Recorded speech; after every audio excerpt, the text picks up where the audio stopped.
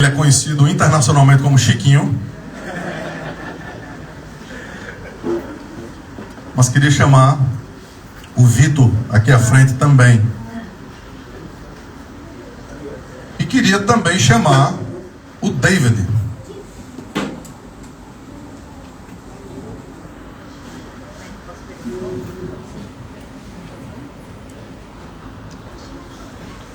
São panos de fundo completamente diferentes, são histórias que a gente passou a conhecer de um tempinho para cá.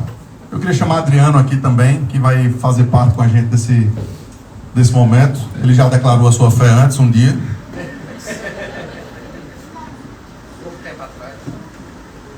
Entretanto, ao olhar esses irmãos aqui e outros que muito em brevemente farão a mesma coisa, o nosso coração transborda de alegria, porque essas perguntas que vão ser feitas para eles aqui, elas já foram feitas, já foram respondidas, e a gente tem eles aqui numa convicção, e a convicção é de que eles creem em Jesus Cristo como seu único Senhor e seu único Salvador.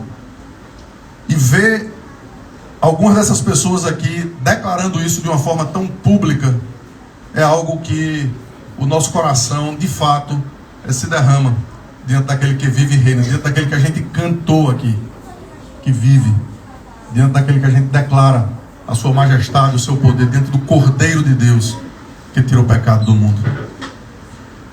Aquilo que vocês responderam diante de um grupo de homens, agora eu quero que vocês respondam diante dessa igreja e pelo número de celulares que estão em pé aqui, talvez até diante do mundo. Hoje em dia isso fica mais fácil de ser feito.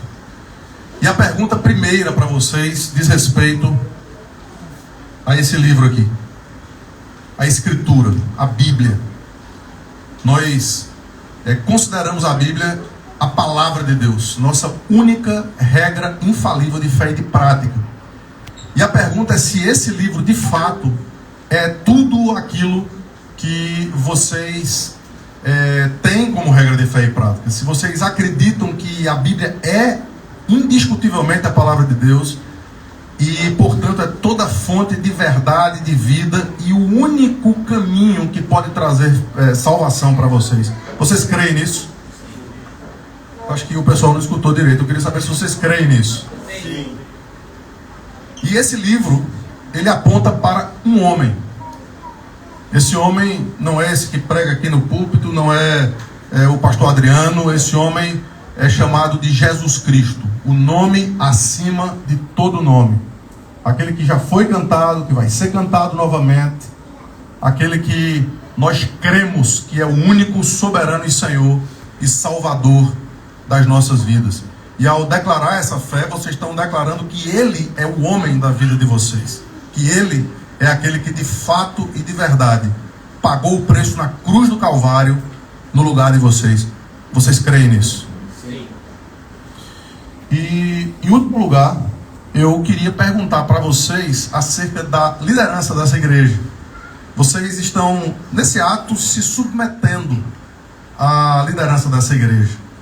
Entretanto, a gente faz uma ressalva.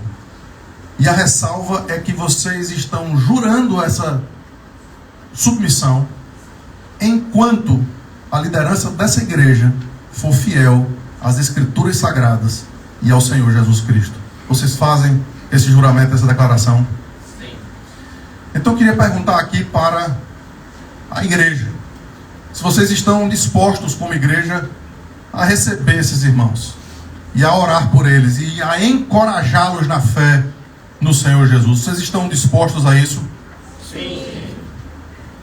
Eu fiz com eles, vou fazer com vocês também. Eu achei um sim um pouco fraco demais. Vocês estão dispostos a receber esses irmãos como irmãos em Cristo Jesus? Sim. Graças a Deus. Graças a Deus por isso.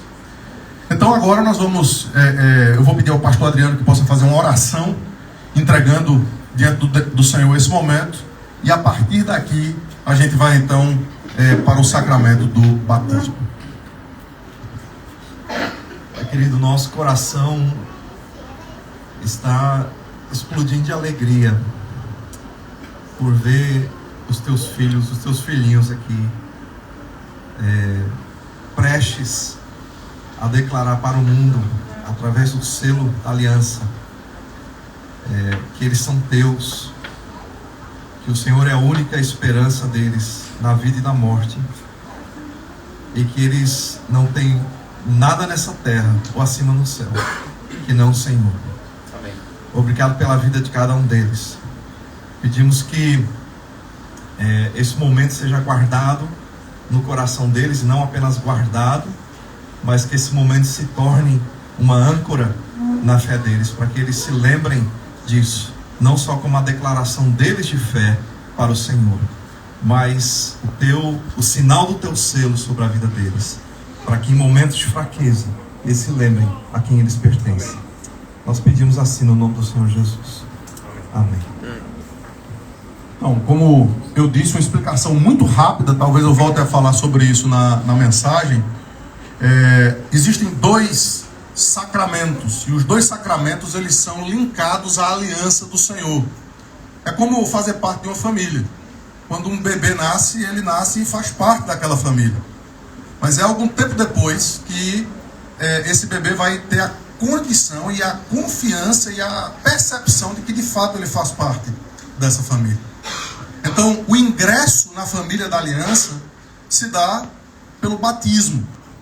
E os nossos filhos, eles fazem parte disso. E Júlia, como filha da aliança, ela já recebeu esse selo.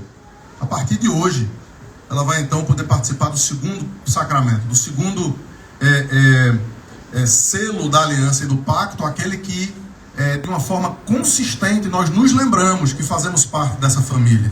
Nós nos lembramos que há um cálice que nós olhamos para ele como sendo o cálice da promessa de que o nosso Salvador vai voltar para resgatar a sua igreja.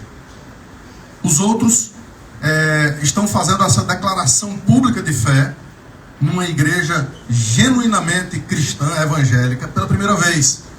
E por isso, cada um deles com uma história diferente vai ser batizado hoje, em nome do Pai, do Filho e do Espírito Santo, a Trindade Santíssima. E eu vou pedir então que Adriano possa iniciar esse processo. Amém. Eu queria chamar o Cris. Você ficou no fundo da fila, Cris, achando que ia ser o último, né?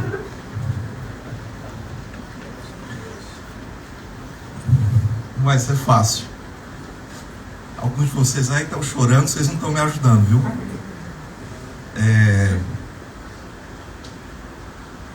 Vou tentar ser muito rápido, mas incontáveis domingos eu vi a sua esposa, a Yara, aqui saindo da igreja de cabisbaixo, triste, às vezes chorando, e algumas vezes eu abracei e perguntei: o que acontece? Queria tanto que meu marido estivesse aqui. Aí começamos a conhecer, né? Mas mais importante, eles começaram a conhecer o Deus de Yara. E um dia, sentados ali no jantar, ele, sem ninguém esperar por isso, ele olha para Yara, olha para mim e diz: como é que eu faço para ser batizado? E aí aos poucos ele começou a contar para a gente que a vida dele estava transformando, que as coisas, o modo dele pensar estava diferente. E nas últimas conversas com o Cris, ele estava falando sobre o Senhor Jesus melhor do que eu mesmo podia falar. Então, Cris,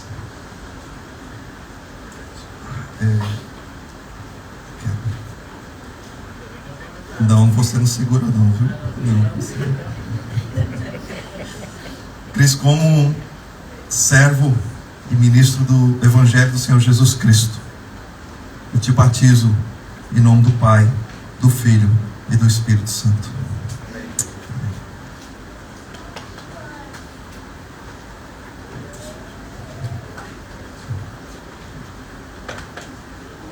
Jesse e Duda, juntos.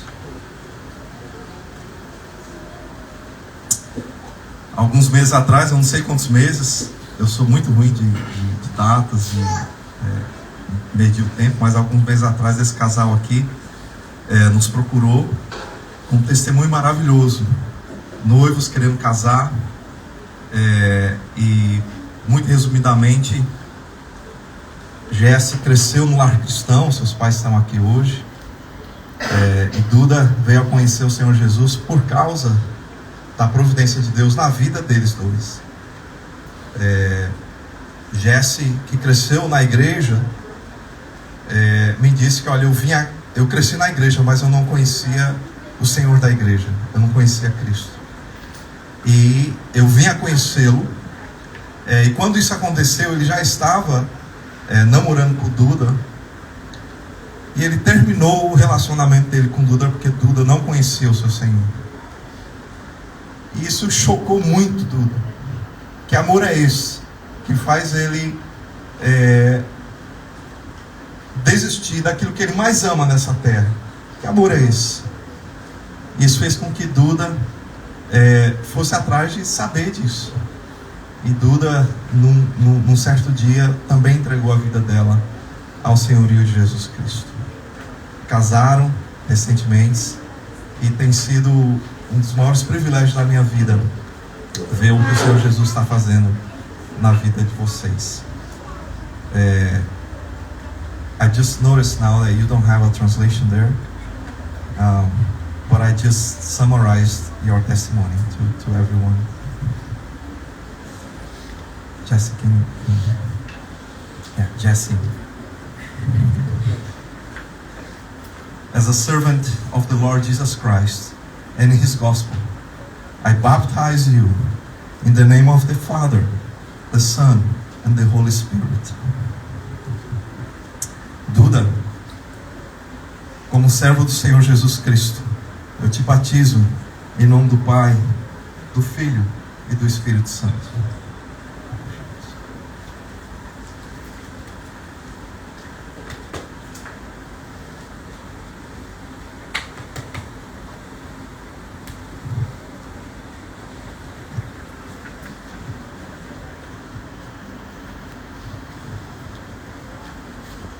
Há pouco tempo atrás também eu tive o privilégio de conhecer essa família que chegou, como se diz lá no Nordeste, chegando.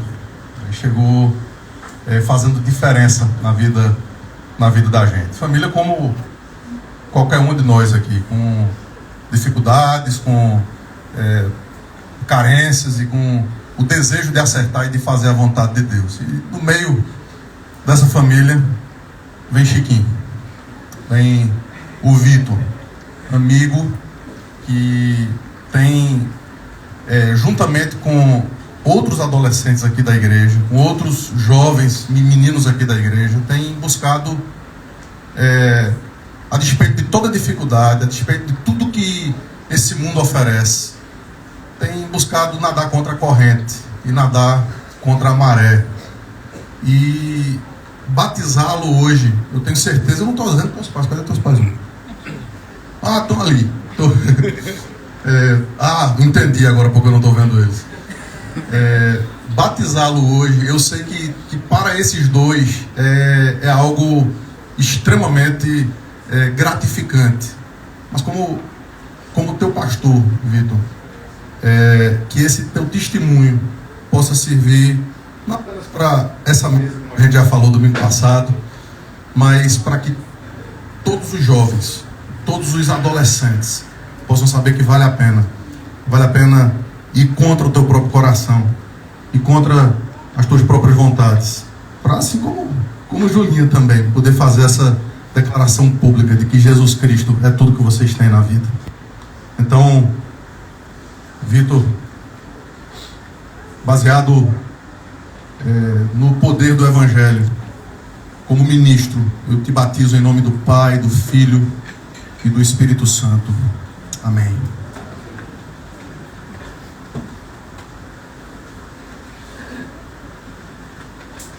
E eu queria chamar David aqui.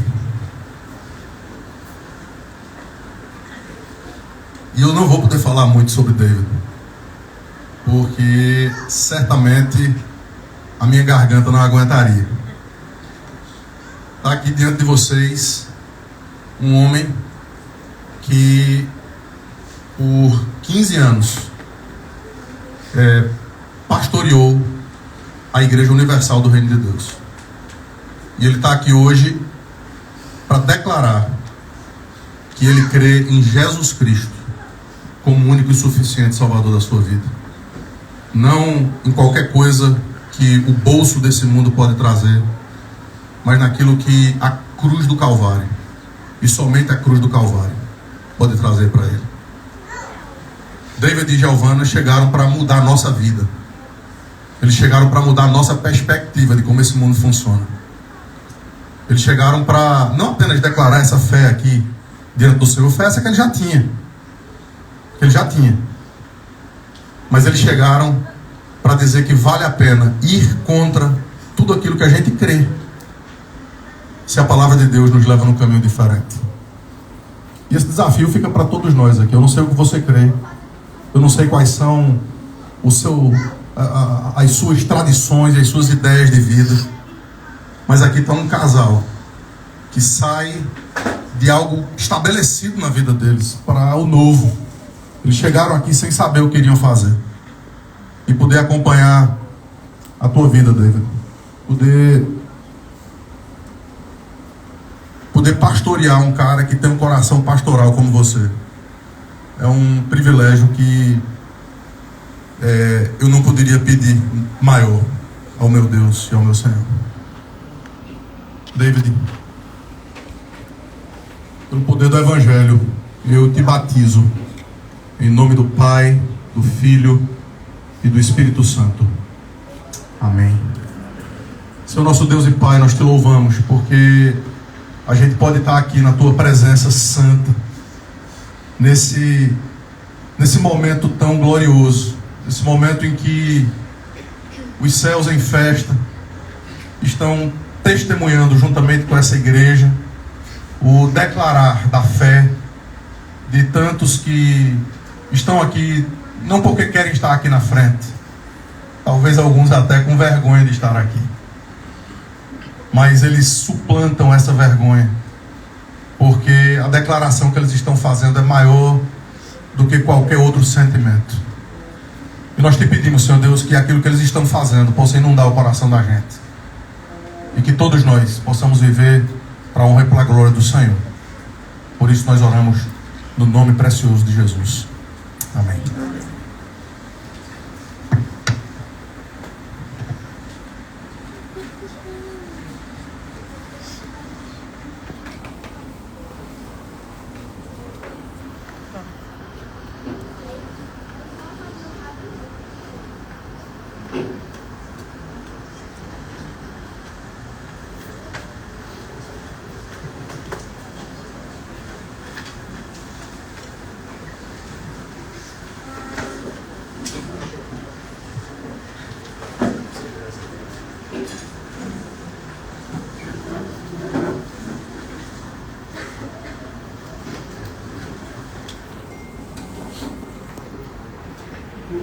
Tentar me recompor aqui.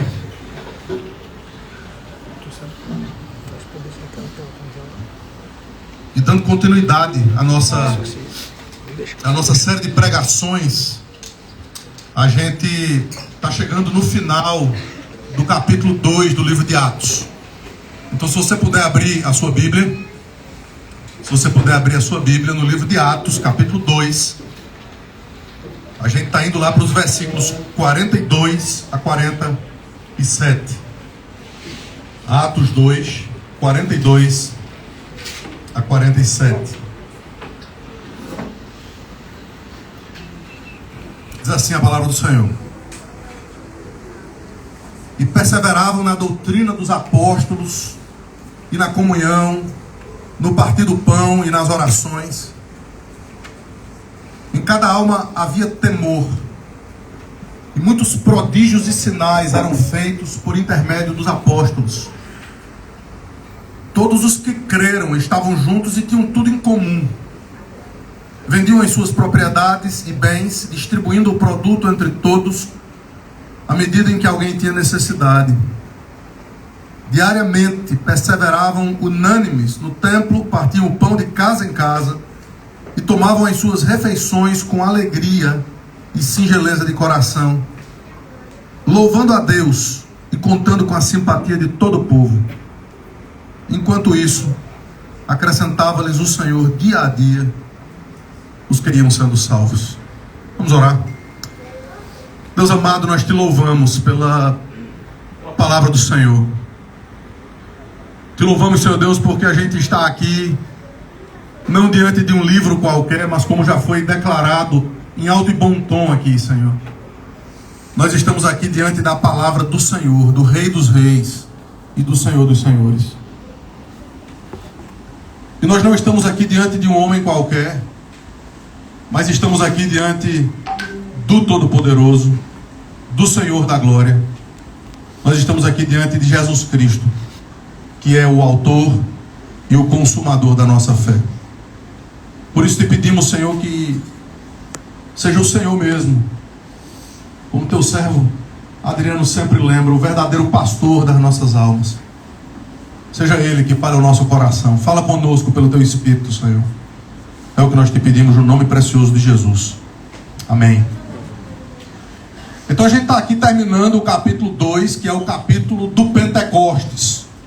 O capítulo que ninguém duvida que está cheio do Espírito Santo. Um capítulo onde no início algo extraordinário acontece, desce um som como de um vento impetuoso, línguas aparecem distribuídas como de fogo sobre cada um deles, e de repente aqueles homens passam a falar em outras línguas, segundo o Espírito lhes concedia que falasse. E o texto continua, o servo do Senhor que escreveu, Lucas, ele começa a narrar que havia ali várias nações representadas. E eles se espantaram ao dizer assim: ora, nós somos partos, medos, somos da Mesopotâmia, somos natural de tantos lugares diferentes. Como nós estamos ouvindo eles falando na nossa própria língua materna as grandezas de Deus. E quando o povo da cidade de Jerusalém chegou, eles ficaram abismados. 9 horas da manhã, e aqueles pelo menos 12 homens falando 12 idiomas diferentes. E o povo de Jerusalém disse: esse povo está bêbado tão cedo, só podem estar embriagados. Pedro, tendo a consciência de que queria que todos compreendessem o que estava acontecendo ali, ele se levanta e ele diz: deixa eu explicar para vocês o que está acontecendo. E começa a falar na língua do povo de Jerusalém, no aramaico. E ele começa então a dizer: olha, o que está acontecendo é o cumprimento de profecias. E domingo passado então nós vimos que Pedro, que poderia ter tido uma mensagem completamente diferente, Pedro que teve tanta experiência com o Senhor Jesus, Pedro que andou por sobre as águas, Pedro que viu o pão sendo multiplicado de uma forma extraordinária, Pedro que viu o Senhor transfigurado diante dele, e naquela visão ele percebeu que conversava com 2 profetas do Antigo Testamento, Moisés e Elias, tantos anos depois. Pedro que naquele mesmo dia viu o poder do Espírito Santo cair sobre a igreja, não falou sobre essas coisas. Mas o sermão de Pedro, cheio do Espírito Santo, foi recheado da Escritura e de Cristo. Foi recheado do Velho Testamento, que era a Escritura da época, dizendo: olha, o que está acontecendo aqui é o que foi dito pelo profeta Joel. E bum, ele aplicava aquilo em Jesus Cristo. Ele dizia: tudo isso era acerca dele, é dele. Então o Espírito Santo de Deus, ele na pregação, ele revela a pessoa de Jesus, o nome acima de todo nome, o Deus que se revela. E isso foi então a preparação para saber o que um sermão cheio do Espírito Santo promove na vida do crente. E é por isso, queridos, que eu quero de início fazer uma aplicação aqui. A nossa pregação consiste única e exclusivamente nessas 2 coisas.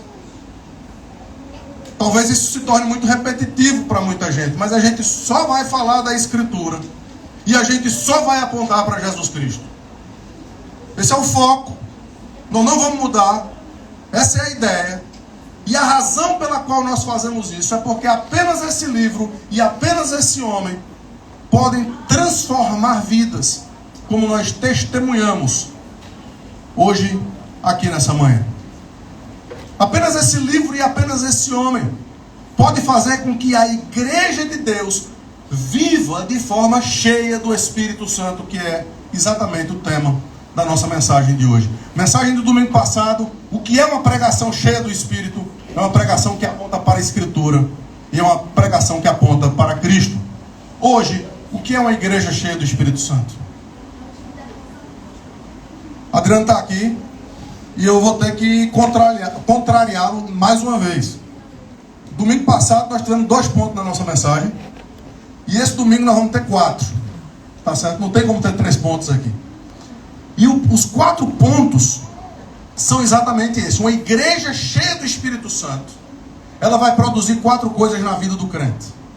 E eu queria que vocês olhassem isso aí no texto, como a gente vai caminhar nele daqui a pouco. Primeiro, esses crentes, eles vão ser cheios da doutrina dos apóstolos. Eles vão perseverar na doutrina. Em segundo lugar, a gente vai perceber que eles também vão perseverar na comunhão. Eles se amam. Em terceiro lugar, a gente vai perceber que eles vão perseverar no culto e na adoração a Deus. E em último lugar, no versículo 47, a gente vai perceber que eles evangelizam. Eles não estão satisfeitos em si mesmos, muito embora eles vivam de uma forma muito linda, muito bonita, muito gostosa, como a gente pode experimentar. Mas eles não estão, eles estão preocupados com o mundo aí fora. Eles estão preocupados com tantas almas que precisam ser alcançadas pelo nosso Senhor e Salvador Jesus Cristo. Então, como eu disse, em primeiro lugar, a gente vai perceber que uma igreja cheia do Espírito Santo, ela precisa de doutrina, ela precisa de teologia, ela precisa de compreensão. Por quê? Ora, os outros 3 pontos que eu já antecipei, foi o spoiler da mensagem, na própria mensagem aqui, eu já antecipei para vocês. Tanto a nossa comunhão, como o nosso culto, como a nossa evangelização, elas podem ser certas ou erradas. A gente pode ter uma comunhão com base errada. A gente pode se amar, a gente pode achar muito legal estar junto.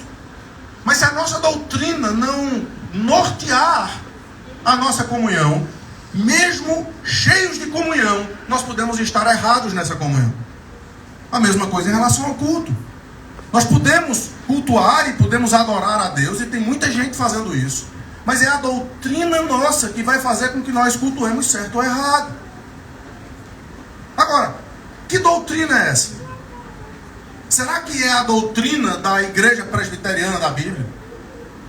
Será que é a doutrina do pastor mais famoso que você pode conhecer? Aquele que, quando você ouve, você diz, não, esse está certo, esse nunca erra. Será que é a doutrina que você cresceu, ou as tradições nas quais você cresceu e aprendeu, seja lá de quem tenha sido? Mais uma vez, aqui a gente viu histórias de tradições diferentes, para não dizer outras tradições diferentes que a gente tem aqui no nosso meio, mas que unem-se, não porque estão simplesmente se unindo a uma igreja presbiteriana, mas porque nós precisamos focar a nossa vida, a nossa devoção e o nosso intelecto a conhecer a doutrina dos apóstolos. É isso que o texto está dizendo. A gente já viu quem são os apóstolos. A gente viu que apóstolo hoje é, por definição, um falso apóstolo. Por definição, a gente já viu isso, já passou por isso. Os apóstolos são esses 12 homens aqui. E esses 12 homens aqui são a base do Novo Testamento. Então veja que coisa interessante. Eles ensinaram na sua própria pregação a estar linkados à Escritura, e eles usaram o Velho Testamento. E eles então, a partir daqui, escrevem o Novo Testamento. Os apóstolos de Cristo Jesus são então a base daquilo que eu preciso saber, se eu quiser me comunicar bem, se eu quiser ter uma boa comunhão, se eu quiser ter uma boa doutrina, se eu quiser ter uma boa evangelização. Isso não vai... O que vai determinar isso não é a quantidade de pessoas que teoricamente são salvas com a minha mensagem. O que vai determinar isso é se de fato e de verdade aquilo que nós pregamos está de acordo com este livro e apontando para esse homem e para esse homem somente. E como é que esses aí, porque só eles, o que é que fazia deles diferente de nós? Ora, o texto vai dizer no versículo 43, eles eram autenticados pelos sinais e prodígios que faziam. Eles eram autenticados, veja o que o texto está dizendo aí. Os sinais e maravilhas e milagres e prodígios feitos pelos apóstolos autenticavam então o fato de eles poderem falar em nome do Senhor Jesus, em nome de Deus. Cadê Tissa? Tissa, tu pode tirar isso daqui, por favor? Tem um sonzinho que está vindo de vez em quando para cá. Então, versículo 42, eles perseveravam unânimes na doutrina dos apóstolos. E versículo 43, muitos sinais e prodígios eram feitos por intermédio dos apóstolos. Então existia essa autenticação aqui, porque isso era feito por eles. Então, de uma forma muito simples, tenta olhar para cá, viu? Eu também estaria olhando para lá. Não só pelo movimento, mas pela beleza. Pode fechar. Então, a gente, queridos, precisa aprender, a gente vai fazer algumas aplicações sobre isso. A gente precisa aprender que a nossa devoção... É isso, barulho meu?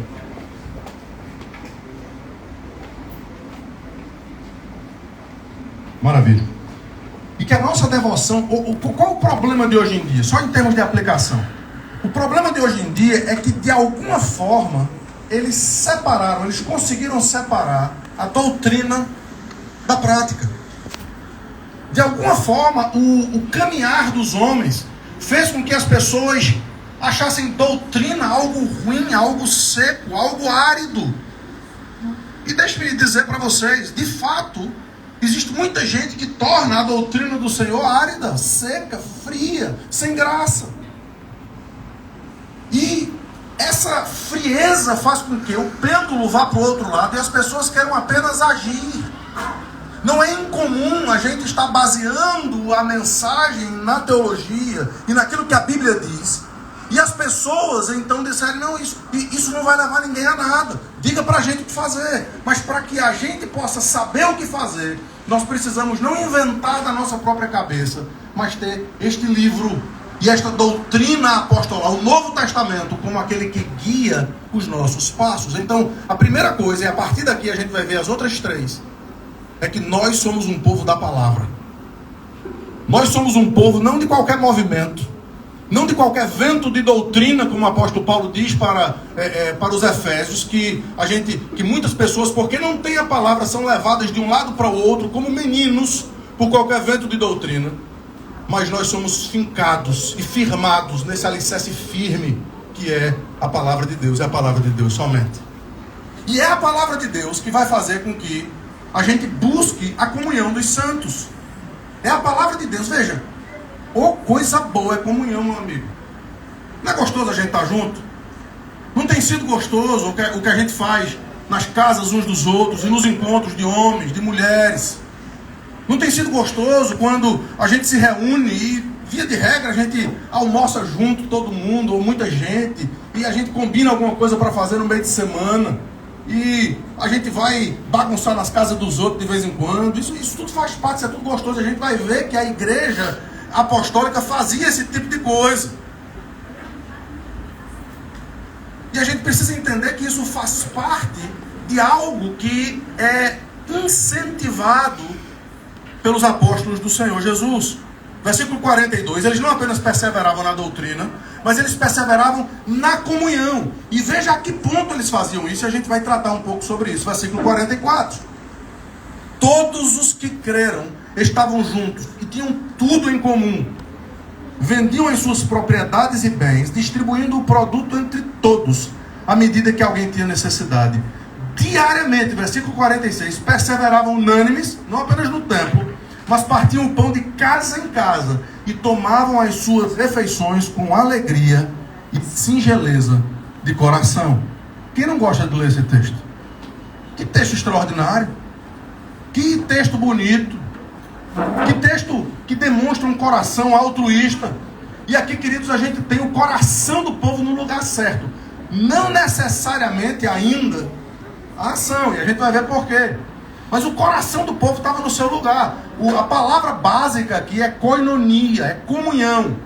Aliás, quando o texto diz que eles tinham tudo em comum, é a mesma palavra. Tudo fazia parte desse koinos, dessa comunidade, dessa comunhão. O que é meu?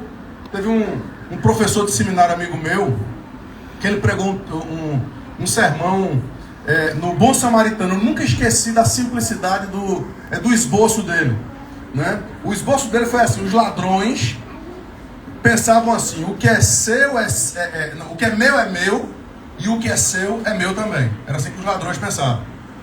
O religioso, os dois religiosos que passaram, pensaram assim: o que é meu, o que é seu. Mas o crente, naquele caso o samaritano, ele pensava assim: o que é seu, e o que é meu é seu também, serve para você. Esse deve ser o coração do crente, o coração de quem não simplesmente pensa que aquilo que Deus lhe dá serve para si. Entretanto, a gente precisa entender que somos mordomos daquilo que Deus nos dá. Se Ele nos dá, Ele cobra de nós responsabilidade. E muita gente vai usar esse texto para dizer que a sua responsabilidade é de trazer tudo para a igreja. Esse texto é um texto histórico.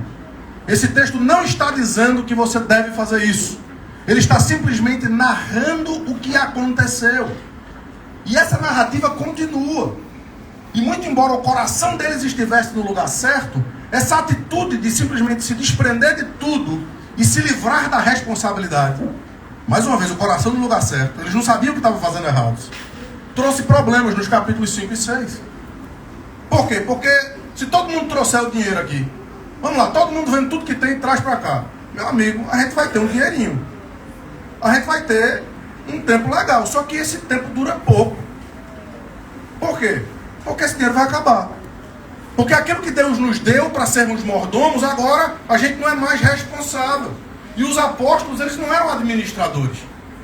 Então no capítulo 6 tem distribuição de cesta básica. Por quê? Porque aquilo que ninguém tinha necessidade aqui, daqui a pouco vai passar a ter necessidade. Então a gente não vai tratar desse ponto aqui. O que a gente vai tratar é do coração no lugar certo. E a comunhão traz para nós, então, esse desprendimento, esse altruísmo. Essa ideia de que melhor é dar do que receber. E veja que a ênfase aqui ainda não é de trazer nada aos pés dos apóstolos. Eles distribuíam a cada um à medida em que as pessoas tinham necessidade. Aplicação bem rápida aqui. Se você vê ou sabe que algum irmão seu aqui tem necessidade, tem carência, vá lá e ajude. Simples assim. Simples assim. Você não precisa vender tudo que tem, você tem que ser responsável por aquilo que você tem. Mas essa disposição é o que vai fazer de nós uma igreja de comunhão. A ênfase de Lucas aqui não é nessas coisas. A ênfase é na alegria e na singeleza de coração. Queridos, que a gente possa ser uma igreja assim. Uma igreja alegre, uma igreja feliz. Uma igreja singela. Uma igreja onde os relacionamentos eles são crus, naturais. Onde a gente possa ver até os problemas que a gente tem entre a gente, para que a gente possa resolver esses problemas. Para que a gente possa se amar, se abraçar, chorar junto, caminhar junto. Se ajudar naquilo que for necessário. Terceiro lugar. Depois de vivermos essa comunhão, eu vou voltar a isso na aplicação. Depois de vivermos essa comunhão, existe algo que é central na vida do crente. Essa semana me permita mais uma vez trazer 2 ou 3 momentos de alegria. Em momentos distintos, em momentos diferentes. Eu acho que uma vez lá na quinta-feira, outra vez ontem. Nas orações das pessoas, muito embora o ambiente estivesse gostoso, muito embora a reunião familiar fosse maravilhosa, o grupo de adolescentes fosse show de bola, a reunião das mulheres, expectativa, legal, muito, muito gostoso, mas a expectativa das pessoas, pelo menos nas orações, era de que o dia de hoje chegasse. Era de que a gente pudesse estar junto, não como um segmento, não como uma pequena amostra do que a gente é, mas para que nossas famílias possam se unir, se juntar, nesse momento em que algo é muito maior do que a nossa comunhão. Mas é a nossa comunhão em torno daquilo que a gente está fazendo aqui. A gente está adorando ao Rei dos Reis e ao Senhor dos Senhores. Você existe para adorar o Senhor. O fim principal do homem é glorificar a Deus e se alegrar nele para sempre. Essa é a perspectiva de vida que a gente deve ter. E o momento que Deus requer, o momento que Deus chama para que isso aconteça, é quando as famílias se juntam nesse dia para cultuar, adorar o nome dele. Então o que está acontecendo aqui, e eu estou ensinando direitinho aos meninos, eles estão tocando direitinho, mas o que está acontecendo aqui não é uma apresentação, não é uma apresentação. O que está acontecendo aqui é louvor, é adoração. E no momento que se tornar apresentação, a gente precisa entender que a gente precisa mudar o que a gente está fazendo.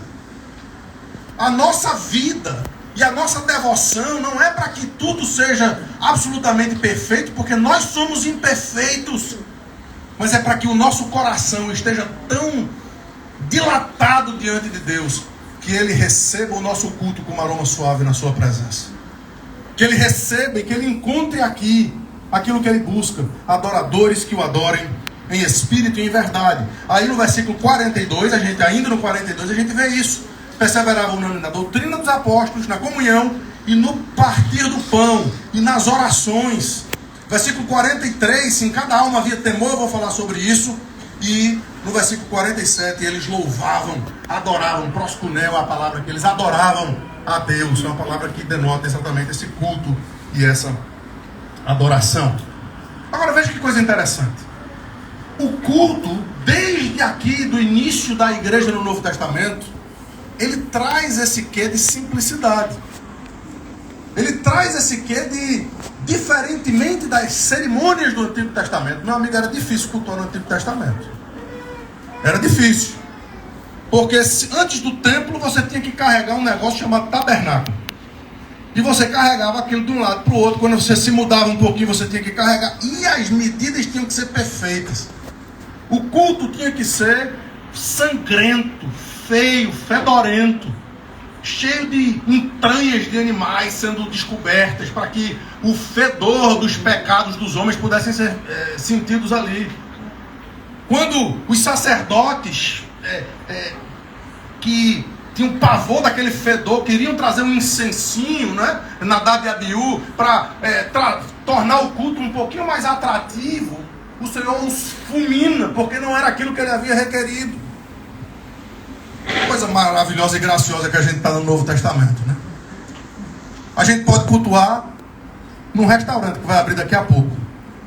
E tudo que a gente precisa carregar é um livro. E nossas famílias.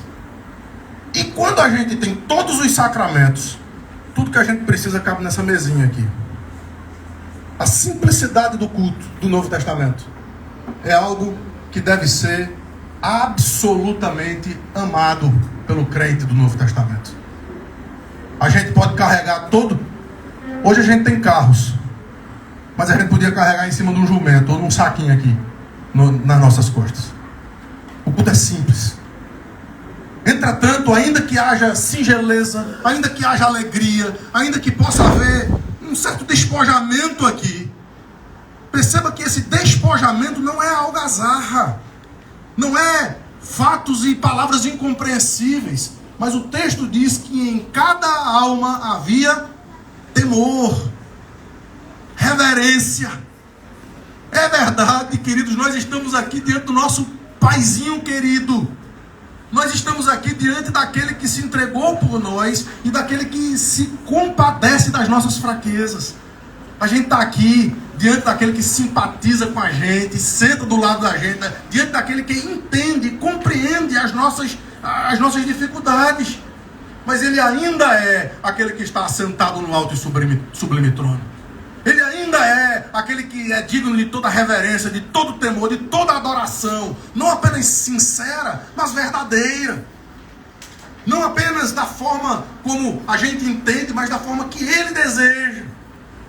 E é por isso que a gente busca esse equilíbrio entre a simplicidade e a reverência, entre a formalidade. Algumas coisas aqui são formais, mas existe espaço no Novo Testamento para uma certa informalidade. E juntos a gente pode então compreender que a boa doutrina dos apóstolos faz com que a gente possa ter um culto que seja relevante, um culto que faça sentido, que seja compreensível. Porque o rogo do apóstolo Paulo aos romanos é esse: rogo-vos, pois, irmãos, pelas misericórdias de Deus, que apresenteis os vossos corpos como sacrifício vivo. Veja que contraste. Sacrifício era morto, mas agora no Novo Testamento é um sacrifício vivo, cheio de alegria e de temor, santo e agradável a Deus, que é o vosso culto racional, que é o vosso culto sincero, que é o vosso culto bíblico, que é o vosso culto espiritual. Então que a adoração, que a alegria e o temor a Deus possam fazer parte de tudo aquilo que a gente faz. Mas em quarto e último lugar, essa igreja que é cheia do Espírito Santo, que se dobra à doutrina dos apóstolos, que persevera em comunhão, em amor, que derrama as suas lágrimas juntos, que cultua e adora acima de qualquer outra alegria nessa vida, tem a alegria de estarmos juntos adorando ao Senhor. Isso tudo é gostoso demais. É bom aprender sobre essas coisas de Deus. É bom a gente crescer no conhecimento, na graça, na alegria, na comunhão. Entretanto, queridos, a gente corre um risco. E o risco que a gente corre é da gente ficar tão satisfeito com aquilo que Deus tem dado pra gente. E deixa eu contar um segredo para vocês que estão nos visitando aqui. Esse risco é muito real, porque é gostoso a gente estar junto, porque é bom demais quando a gente consegue juntar nossas famílias em qualquer momento. Mas o risco é da gente ficar muito satisfeito com aquilo que Deus nos deu e se esquecer que ao nosso redor existe milhares e milhares de pessoas que precisam do Deus e do Cristo que você conhece, que talvez careçam da comunhão que, pela graça de Deus, Ele fez com que você pudesse ter.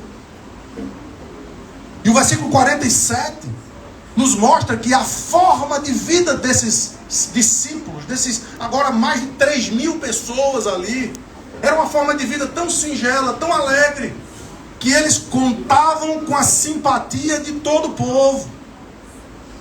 E à medida em que eles contavam com a simpatia de todo o povo, o texto diz: enquanto isso, acrescentava-lhes o Senhor dia a dia os que iam sendo salvos. Percebam, era uma igreja que evangelizava.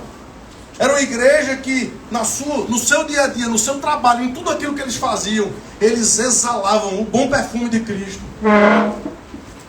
E o desejo que nós temos aqui, queridos, é que cada um de vocês, cada casa aqui representada, e aquelas pelas quais a gente orou que não puderam estar aqui hoje, cada lar, cada pai de família, cada homem solteiro, cada mulher solteira, cada um de nós possa ser aquilo que o apóstolo Paulo vai chamar mais na frente de cartas vivas do Evangelho de Cristo Jesus. Vejam, existe um aspecto no qual aquilo que a gente faz não é tão atraente. Aquilo que a gente faz, baseado nessa doutrina, baseado em algumas regrinhas aqui, não é tão atraente. Mas nada pode ser mais atraente do que uma igreja que se ama. Nada pode ser mais atraente de uma igreja que compreende, que entende aquilo que faz. E que por causa disso não consegue ficar calado. Não consegue simplesmente ver as almas e as pessoas passando, as oportunidades passando pela sua vida. Mesmo sabendo que aquelas famílias e que aquelas almas e que aquelas pessoas, às vezes amigos e familiares, têm uma eternidade para enfrentar. Não. O Evangelho verdadeiro faz com que a gente derrame o nosso coração de tal forma que a nossa vida vai ser para ganhá-los para Cristo Jesus. Adorar a Deus acima de todas as coisas. Ter comunhão uns com os outros. Cultuá-lo. baseado na boa doutrina do Evangelho, mas viver de tal forma que a gente se importe com aqueles que estão aí fora. E a gente pode viver, queridos, de uma forma até a simpatia do povo. E como é que a gente faz isso? Simples. Não apenas vivendo o que a gente vive nos nossos grupos, nos nossos encontros, mas você sendo honesto no seu trabalho, você sendo uma pessoa decente nos relacionamentos interfamiliares, você sendo uma pessoa que interage de uma forma digna, de uma forma tranquila com as pessoas. Você não sendo uma pessoa arrogante. Você olha aquela lista do apóstolo Paulo, não é, que está falando sobre os presbíteros, e os presbíteros devem ser modelos para o povo, que a gente seja assim. Homens de boa reputação. Homens que o seu sim seja sim e o seu não seja não, porque o que passar disso vem do maligno. Que não apenas o nosso culto seja simples, que não apenas a nossa doutrina seja pura, mas que a nossa vida seja santa. Eu não sei se vocês já fizeram, já perceberam o nosso lema, né? Está lá no nosso Instagram. E o lema da gente são essas três coisas: pureza na doutrina, simplicidade no culto e santidade na vida. E esse texto fala precisamente sobre essas coisas. Esse texto do apóstolo Pedro aqui, no qual Lucas está trazendo a história de Pentecostes, aponta para a forma santa como a gente deve viver a nossa vida. E ao ver a alegria, e ao ver a comunhão, e ao ver os sorrisos e as lágrimas que a gente vai verter juntos, as pessoas vão poder olhar e vão poder dizer, como Duda disse: que amor é esse que faz com que você largue o maior amor o seu maior amor do mundo? Que faz com que a gente possa entender que há algo muito maior e muito superior a qualquer bem, a qualquer alegria, a qualquer extravaso, a qualquer tipo de êxtase que você pode receber aqui nesse mundo. Estar com Cristo é infinitamente melhor. E viver para a glória dele vai trazer para cada um de vocês uma satisfação perfeita e absoluta. Isso traz tantas aplicações para a gente, porque essa satisfação, ela muitas vezes é tirada de lugar. Tem marido que vai querer buscar a satisfação na esposa. Tem mães e pais que vão querer buscar essa satisfação em filhos. Tem amigos que vão querer buscar essa satisfação em outros amigos.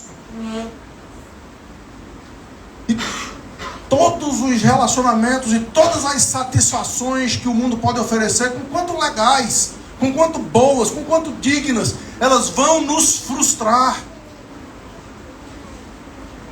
Mas se nós entendermos que a nossa satisfação é em Cristo e em Cristo somente, aí tudo vai fazer diferença. Tudo vai fazer diferença. A igreja era intensa na sua própria comunhão, mas era uma igreja que influenciava o mundo aí fora. E por isso, dia a dia, o Senhor lhes acrescentava aqueles que eram salvos. Que a gente seja conhecido como uma igreja assim também. A conclusão desse texto é que cada um de nós deve desejar ser essa igreja. Cada um de nós deve buscar a boa teologia, a boa doutrina dos apóstolos. Eu não sei se você sabia, alguns já sabem demais até. A gente quer discipular vocês. A gente quer conversar com vocês, crescer com vocês. A gente quer que a doutrina dos apóstolos seja fato na vida de vocês, que vocês entendam, que vocês conheçam, para que vocês percebam o quanto vale a pena viver esse evangelho. O discipulado é algo fundamental. A gente também quer ter comunhão. E semana a semana a gente tem encontros. Tem um menino aqui que deve estar com dor. Não sei se na idade de vocês têm dor depois que carregam a madeira que carregaram. Se for, eu olhei, tirei foto. Né? Eu disse onde botar as coisas. Fiz toda a parte social da coisa, mas eles carregavam madeira. E depois que eles carregaram madeira, cortaram madeira e colocaram, Eles estavam felizes, estavam cantando, louvando ao Senhor. A gente teve essa semana um encontro com as mulheres. Simone está aqui, vai ter outro aí um dia desse. E eu não estava lá, fiquei com vontade danada depois que vi a mesa lá posta. O negócio estava bonito, estava gostoso. Ainda peguei uma rebarbazinha depois que cheguei em casa. Mas o fato, queridos, é que depois, vendo as postagens, os stories e as conversas, que delícia, que coisa gostosa, que coisa boa. E eu queria trazer uma palavra para você que ainda não está, talvez por conta de trabalho, por conta de estudo, tudo bem, mas se for simplesmente porque você está cansado demais, ó, faz uma forcinha, vale a pena. A comunhão dos santos vale a pena, é gostosa.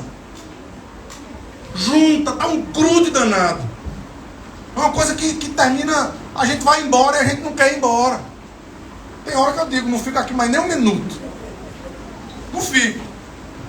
Mas doido para ficar. Que a gente seja conhecido como uma igreja de comunhão. Invistam na comunhão dos santos.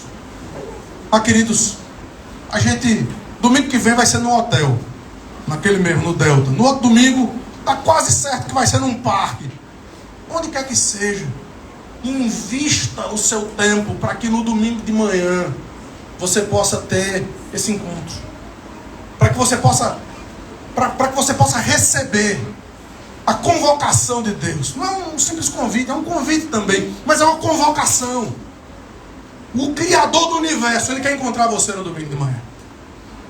Aquele que criou, aquele que sustenta todas as coisas, aquele que tem a sua vida nas mãos, Ele convida você, venham me cultuar. E que a gente possa entender que não há absolutamente nada mais extraordinário do que isso. E que a gente possa também, na nossa vida, evangelizar, trazer pessoas para que elas possam conhecer o tamanho, a alegria, a profundidade e a altura do amor de Cristo que excede todo entendimento. E pelo movimento aqui eu acho que está na hora de parar. Então que a gente possa, de fato e de verdade, continuar louvando e continuar adorando ao nosso Deus. A gente agora vai passar por um segundo momento. E esse momento é o momento em que a gente vai participar do outro sacramento. O sacramento da ceia do Senhor. E nesse sacramento,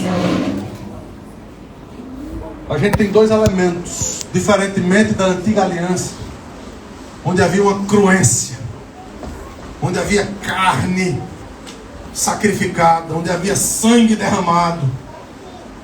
Agora a gente tem um pão, onde a gente tem um pedaço de pão que é partido. A gente tem um pedaço de pão que representa o corpo do nosso Senhor e Salvador Jesus Cristo. E onde a gente tem um cálice que aponta para a gente para a promessa da nova aliança. A promessa de que Ele vai voltar. Queria convidar Adriano para junto comigo a gente poder fazer parte desse sacramento. Mas antes disso a gente vai entoar um cântico de adoração ao nosso Deus. Vamos ficar de pé um pouquinho?